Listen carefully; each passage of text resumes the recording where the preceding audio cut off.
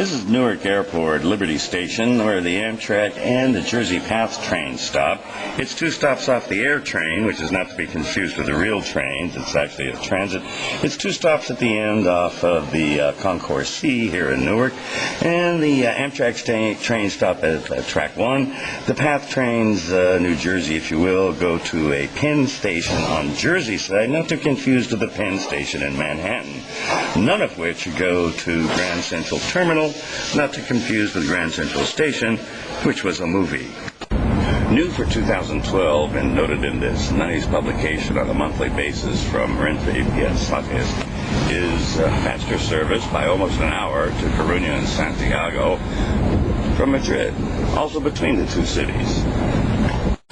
While the last leg of the high-speed TGV train now to almost to Barcelona, last leg will be opening a couple of years going to Barcelona and Tarragona, it now is able to be done where you can travel faster via Barcelona to Madrid than the old former direct route from Montparnasse, changing it around Hyundai on albeit a better but still just a slow train.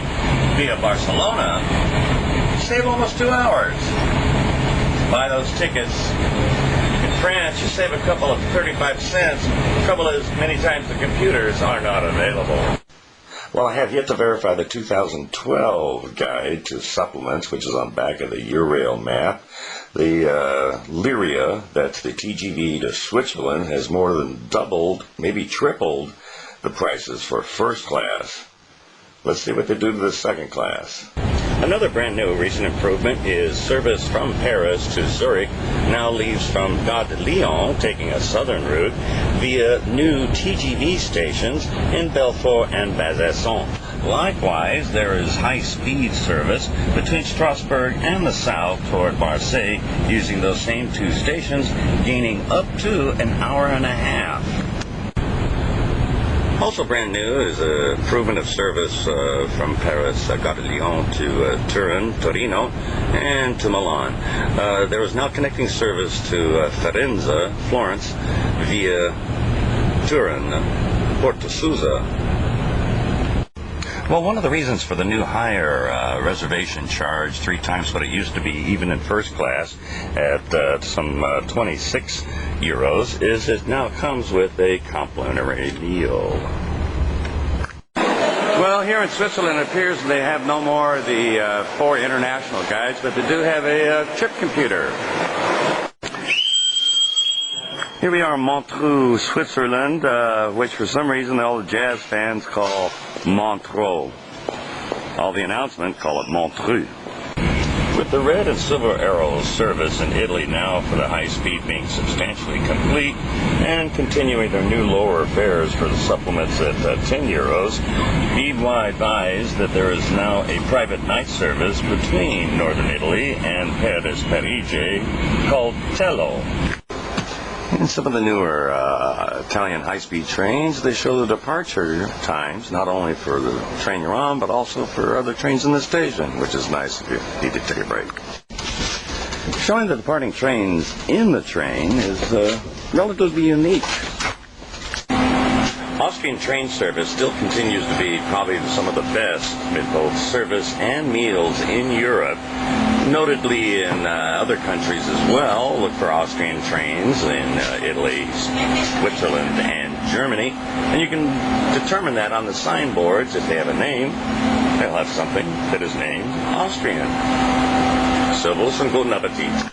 Well, in my attempt to try and minimize the normally most expensive Thalys fares going from Cologne, Amsterdam to Paris, it turns out the new international TGV fares, whether it's from Belgium or from Germany, now run 26 euros regardless of second or first class. Okay, so I'm here in Munich, and here is an Austrian train going to Italy. This one does need a reservation if you happen to be in Italy, but not in the German portion, as contrasted to the other Eurocity train, which goes to Bologna, which is interesting, one of the few trains in Italy that doesn't need a reservation. Well, I'm here in Brussels Nord, as opposed to Sud Midi, which is the international stop, and the Central Station, which is the Central Station. And here you get better service. And finally, they have put all the international trains in one booklet. Everything. Finally. Watch it. They still call Lille Racel. Here in Brussels, a Rupa plane on the south end of the Annecy metro stop, which is halfway between the South Midi station and the Central Station. The quiet and nice part of Brussels, having given up on the now gotten even worse Mirabeau Hotel. Well, here's the Windsor, not to be confused with the Royal Windsor, and here's the Grande Cloche. Grande Cloche, €10 more. The Windsor, boy. Oh, God, the service, horrible, rooms, decrepit. The Grande Cloche, nice, wonderful breakfast. Costs a little bit more. Over here at the Windsor, oh my goodness, you can even get capricious nighttime pricing. Let's go with the Grande Cloche, especially now that the dollar has risen and the euro has fallen. This is the Thalys guide, which connecting from Paris, Amsterdam, that's Cologne, Brussels, is not so expensive. Well, it's expensive, but it's compared to the other TGV ICE connections, which have been now raised to €26 regardless for any French international trains, except to Spain. Notice for a year now, they no longer go through Den Haag on the high-speed routings. It's faster, and there's a similar service on the part of the Dutch. It's going to eventually go to Brussels, but it's only halfway there and stops in Breda, near but not in Antwerp. Those tickets for the Fure, that's spelled with a Y, are only available in the Netherlands, and is really of only interest for people traveling to Breda. So I'm taking a train from Berlin Zoologische Garten, which is the heart of the party scene in Berlin. Taking a train west, this case to Cologne, or actually almost any train due west from Berlin. And often they'll show the shortest connection through Berlin Spandau, which I guess would be okay had it been summer. But in the case of this connection, which is the shortest, if I just leave a couple of minutes earlier, I can connect through Berlin Hauptbahnhof, a shorter train ride, and just a couple of minutes earlier, that also means I'd be inside with a lot of many available convenience services in the Berlin main train station, as opposed to Berlin Spandau, which is one isolated platform in the middle of nowhere. As I noted previously last year, it's only recently that the main train station, the Hauptbahnhof here in Berlin, has finally got an U-Bahn connection, a subway. Trouble is, it doesn't connect to the other subways. If you're going to go to the S-Bahn, where your ticket is valid, you would still do so, say, at Zoologische Garten, or over here at Friedrichstrasse. Well, one thing hasn't changed. Trains going to and from Berlin to Cologne or Dusseldorf, Duisburg, couple or decouple here. The ones at Duisburg change to the international to Amsterdam, and the ones at Cologne go to Brussels. And those international ICE trains still have no reservation charge. Here in Cologne, I'm taking the Thalys to Gare du Nord, Paris, Brussels. In very un-German-like fashion, they did not designate that there's two parts of track 8. Not that one. We want this one. Here at Paris Montparnasse, the station to the southwest, doesn't connect to the RERs. The little tower here, there's one on each side, takes you up to the pretty botanical garden above the station. Nice place to kill time. Here near Paris is Gare de Lyon, that's the southeastern station, if you will. On Rue Austerlitz, appropriate across the river from Gare d'Austerlitz, we have all the hotels priced to move in all the various price ranges. My preference, the Hotel Marseille, remains a pretty good buy, price to move. Now it's €40 a night for a single.